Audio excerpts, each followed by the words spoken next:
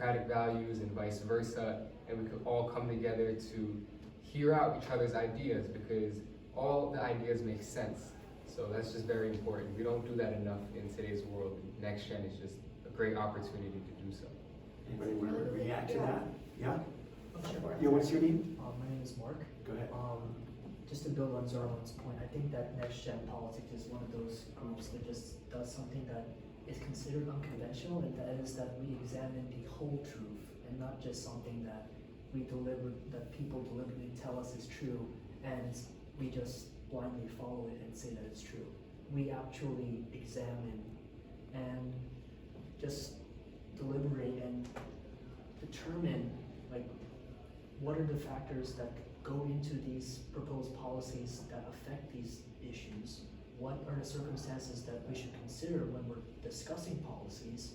And not only that, it's just about what is a cross-partisan way that not only that doesn't necessarily just veer toward one perspective or the other, just acknowledges that there is a much more nuanced way of approaching an issue, and to not do it otherwise is just being ignorant, which is a very dangerous thing as well. Clara, you're nodding your head. You could just give me your name before you respond. Hi, I'm Clara Medina. I go to Nespasam High School. And for me, it's sort of just like a great way to connect with people. I mean, I've been part of like several political discussions before, but it's always felt sort of like a debate where you attack each other without actually like analyzing each other's perspectives.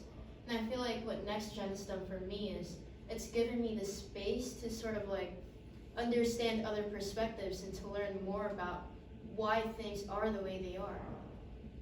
And what will you take from that? I mean, do you think you can make a difference in society with that knowledge?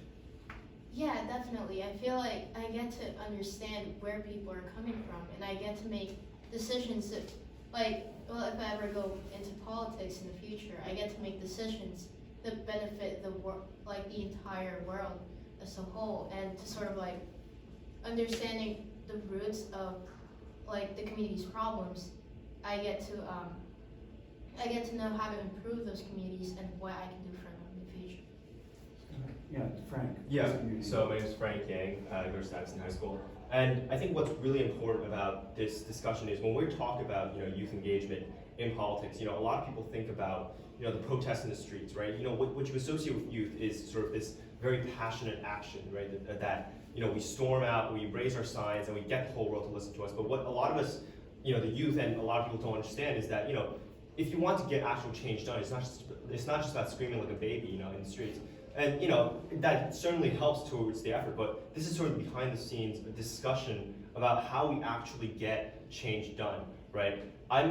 I plan to do politics in the future, right? And you have to understand that part of and what we understand here, right, is that part of politics and part of making change in this world is getting together and having this sort of civil discourse. And that's half of what gets change done. Half of it is making sure that we get the attention we need to focus on the issues that we believe matter, right? And half of that is about us coming together, coming to a round table where people of all different, sources, all different creeds disagree, and we come together, we negotiate, and we compromise in a solution to issues that we care about. What about people not in the room? Mm-hmm. Your colleagues, other high school students, are most people interested in politics? Are they likely to vote when they get to be 18 or not? Well, our hope is obviously that we attract as many young people as possible. I mean, the fact of the matter is you can't force people to engage in politics. But we certainly hope that we can, through our, the spirit of our conversations, certainly attract people to politics, which, pertains to everyone's lives in some sense. And so, what we're trying to do here is we are trying to broaden the scope of our conversations to the point that everyone can contribute something to the conversation.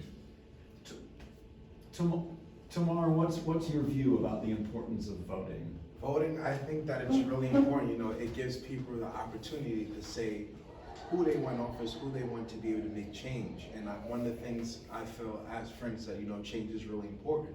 Because if we don't have change, then history is going to repeat as a cycle. And we don't need cycles of history to repeat. We need new things to be brought into the world and to be introduced to the people.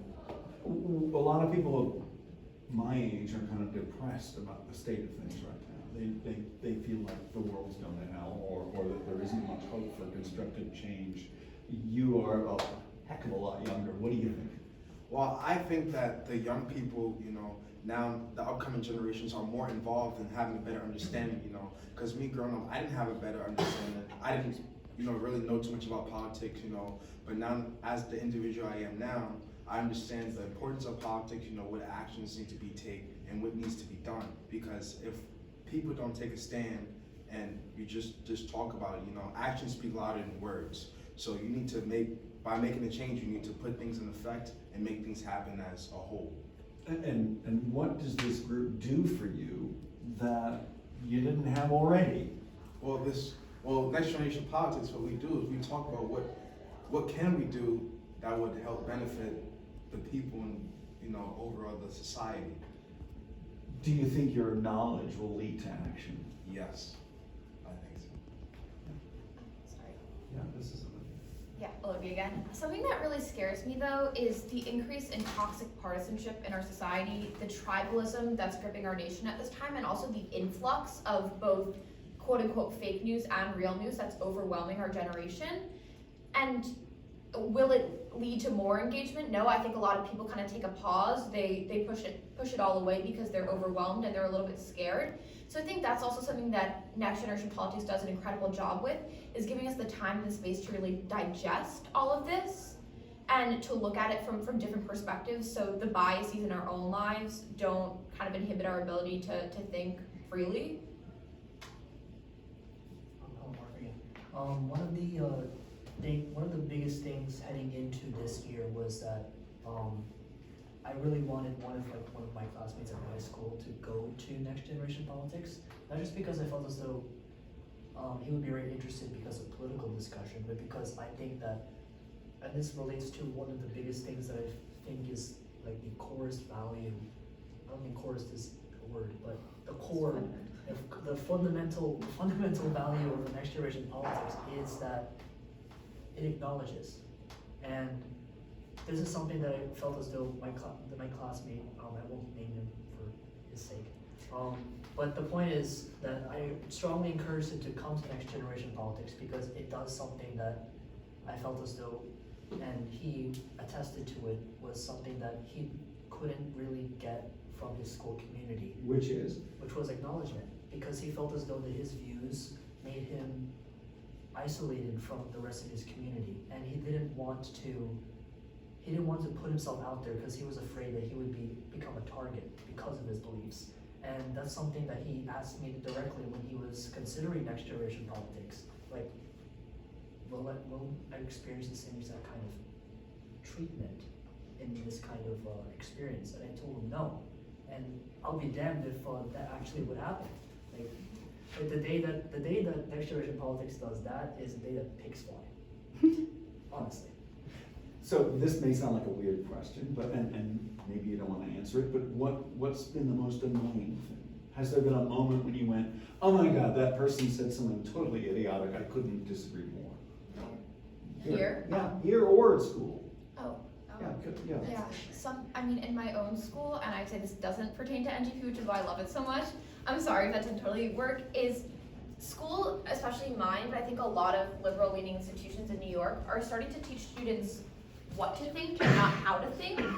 It's not only giving us the soft and hard skills to process information, it's just throwing at us and saying this is what you should believe, and if not, you're immoral. I think particularly from my own experience, liberal has been equated to moral, and that's something that NGP has kind of untaught me. There's a billion and one ways to look at a situation, and the way my school is teaching me isn't always the right one.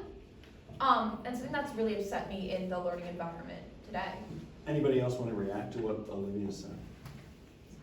Yeah, so I do agree that there is like this, Sorry, go ahead. not only is there sort of this partisan divide, but I also think there's a very specific animosity between both sides, from one side to another. I mean, like from personal experience, I'm like, so I'll just say out loud right now that I'm a conservative, but I made that transition slowly over the course of my junior year, right? And so because people knew me first before they knew that I was conservative first, they were able to stomach some of the views that I had. But one thing that I heard a friend say that was a little bit absurd was she was saying, the views that conservatives hold are so stupid. Like, I mean, how could any person like realistically believe what Republicans believe? And I was like, well, what about me, right? She was like, well, I know you. I know you're smart. I know your values. And so, I think this was, when this happened, right? I was first like a little taken back because I was like, how could you differentiate, me, right? And I share like the same views as like anyone else on this side of the spectrum. Like how did you manage to like say, oh, you're different from everyone else who shares your views, and everyone else is just stupid and evil, I suppose. I think it goes to show that we still have a long way to go in terms of reconciling the divide in our society. But I think it does work, right? That's what we're trying to do here, is to make sure that we do come together and we don't say those kind of things about each other. Are any of you who are liberal or progressive want to react? Well, I wouldn't say that I'm progressive. Well, who is? Sorry. Sorry, Ron, right? Yeah. Okay, so Yeah, sorry. Well, I'm a very liberal, progressive person ideologically, and I support Bernie Sanders. But for anybody listening, I just want you to take away one message, and that is to respect other people's ideas. I'm very liberal, but I respect the ideas of a conservative, even though in New York City, we're a majority Democrat. And just having hate, just not listening to people from other perspectives, other political parties, doesn't accomplish anything. It doesn't get anything done. And just as a basic human value, we should have respect for other people's ideas. I didn't get your name.